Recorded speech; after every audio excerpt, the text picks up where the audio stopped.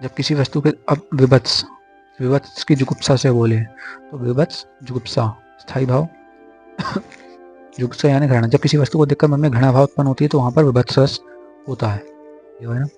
जब किसी वस्तु को देखकर मन में घृणा भाव उत्पन्न होता है तो वहां पे विभत्स रस होता है। ग्लानि, घृणा, स्थायी, इसकी एक परिभाषा क्या हो सकती है? जो स्थायी भाव है ग्लानि घृणा, जब ये स्थायी जो ग्लानि घृणा जो स्थायी भाव है जब विभाव से पुष्ट होता है, पुष्ट मतलब बलवत होता है, जब विभाव से पुष्ट होता है तो विभत्स रस की उत्पत्ति होती है। मतलब ऐसी स्थितियाँ उत्पन्न होती है जब हम कोई बेकार सड़ी हुई चीज़ देख लेते हैं तो मन में जो ग्लानि घृणा स्थायी भाव है जब वो विभत्स रस में परिणत हो जाता है।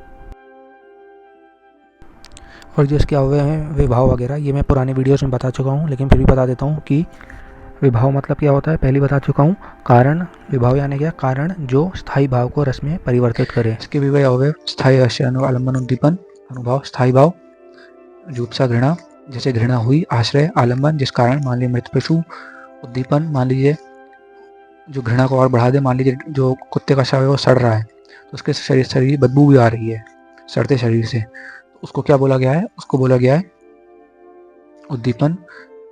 अनुभाव क्या प्रतिक्रिया देते हैं? थूकना, संचारी भाव, भय, ग्लानि, उदासी, मोह, विषाद, ये इसके वो हैं संचारी भाव। अब यहाँ पर इसका एक उदाहरण किसका? करुण रस का। तो करुण रस का एक उदाहरण ये है कि सिर पर बैठो काग, आंख दो खात निकारत, खींचत जीवहि सियार, अति ही आनंद उर्धारत।